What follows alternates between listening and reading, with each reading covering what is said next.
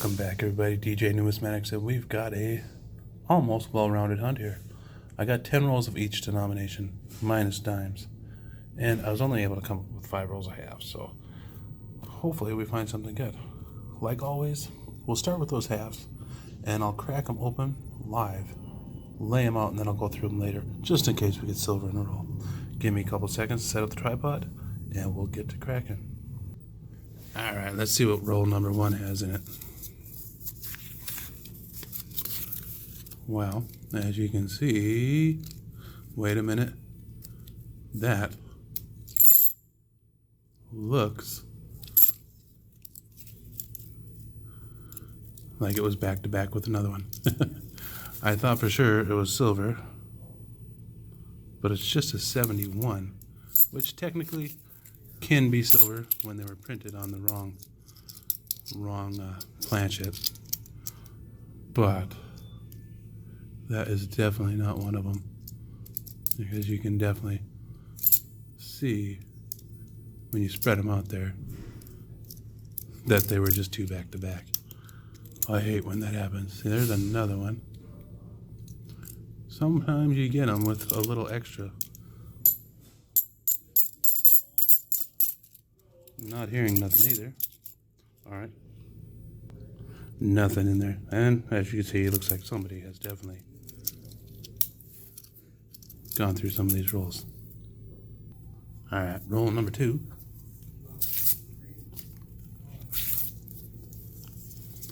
And we've got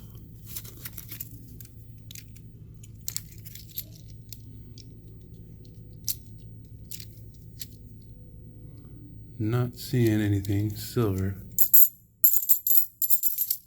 not hearing anything hollow or silver. Roll 3. Oh.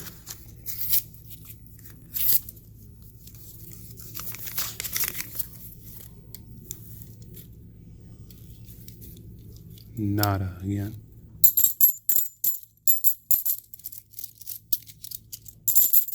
Sounding glad to me. Roll 4.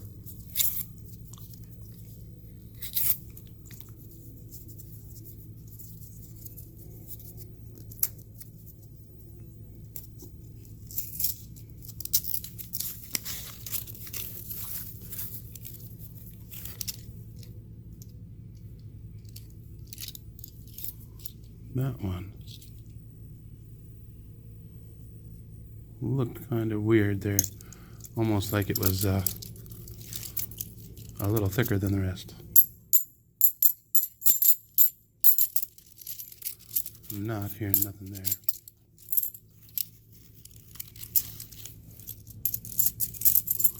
there. And roll 5.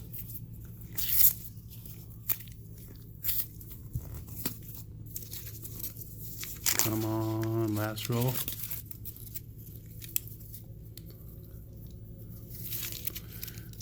Nothing.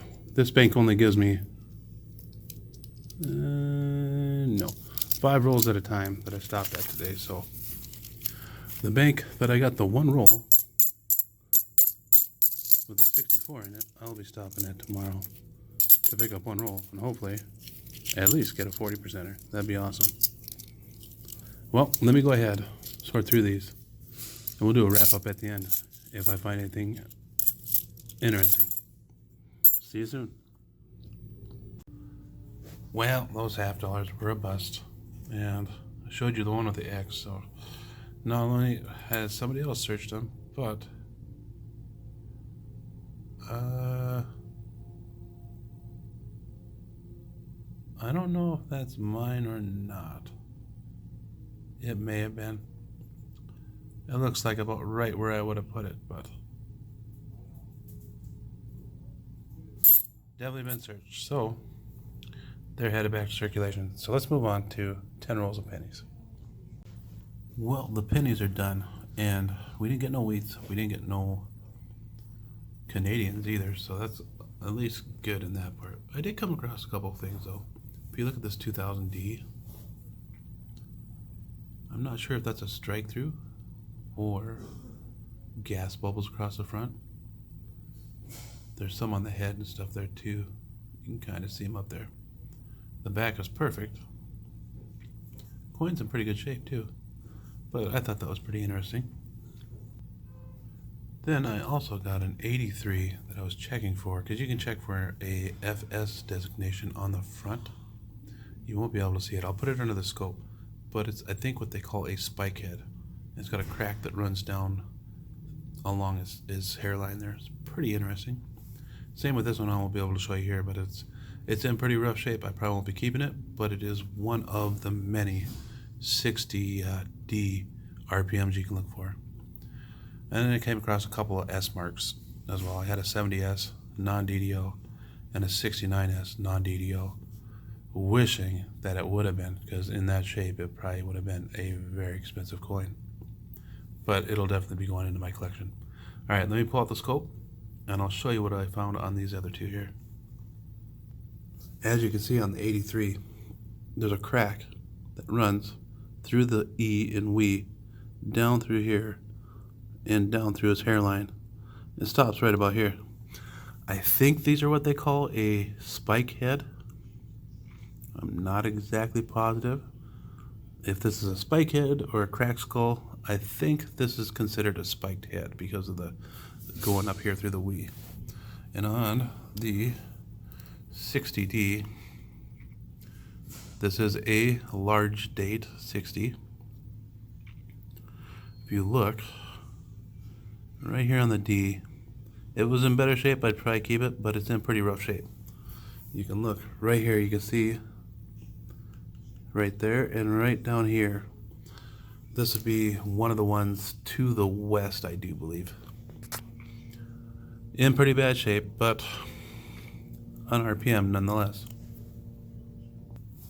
So all in all, the cents weren't a total disappointment. So let me clear these out of the way, and hopefully, I haven't been having very good luck in the nickels lately. Hopefully we come across something decent in those 10 rolls. We're on roll number 2, and our first find is going to be from the 50s, and that is a 1954 from Denver. If that was an S, we could look for the S over D. I'll probably still put it under the scope and check for some RPMs. Let's see if we can find something else. We're on roll number 5, and we've got another 50s, 1957 from Philadelphia. Has definitely seen some circulation. We're on roll number 6, and we've got another from the 50s, and that is going to be, let me zoom in a little bit, a 1954 from Denver. And I noticed sticking out here an older design, and it's, I don't know if it's polished or if that might have been a proof at one point in time. It is a 1961 in really nice shape no matter what, but of course the camera's not going to do it any justice whatsoever. I think this may have been a proof. And right by that one, we got another 1957 from Denver. And before we leave this roll, we got one more in 1957. This one is in a little better shape than the last two, from Denver. We're on the very last roll, and we've got another 1954. This time in beautiful shape from Denver with some really cool toning. Somebody must have pulled apart an album and dumped it. And if you look back here, we've got a 57 in beautiful shape with almost the same kind of toning. This is days like today, I wish I could have got the full box of these. I might have to pull out my albums and check and see if these upgrade. I won't do it on screen, but definitely going to hold on to these. All right, let's see what else we got in this roll. Well, there wasn't nothing major in the nickels. We got 7 from the 50s, including those 2 stunners, that 57 and 54D that I'm going to hold on to and check against my album. And then I've got that 61. That might be a proof. I'm not positive. If anything else, it's most likely going to upgrade my album. So I am going to go ahead and move on to 10 rolls of quarters. And hopefully, quarters have been pretty light lately too. So hopefully we get something good in those too. Let me start cracking.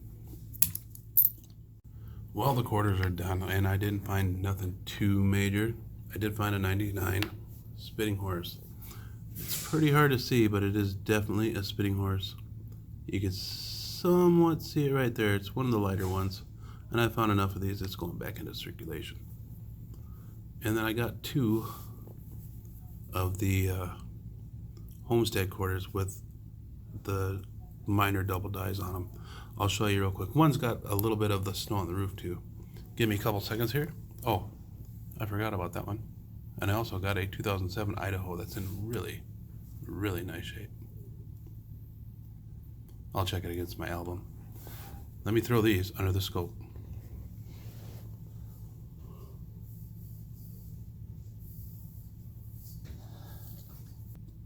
And if you look at this one's got a light dusting of snow on the roof.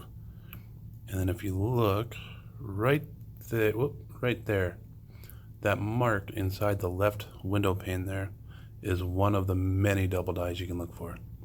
And on the other one, right there on the left window pane, it's got some major damage. I'm not keeping neither one of them. I figured I'd just show you. You could see that line on the right window pane on the left side of the window there. It's not a major variety, and it'll probably be, like I said, it's pretty damaged, so it'll be going back into circulation. But something for the video. So all in all, not the greatest hunt, but it was a hunt nonetheless. Those 3 nickels I think are my favorite of the whole hunt. So like always, I'm going to post a link right here from my eBay page. Check it out. I might have something you need or want. So until next time, everybody, hopefully you're getting full boxes, if not at least some rolls like I have. Until next time, happy hunting, and thank you for watching. Here we go.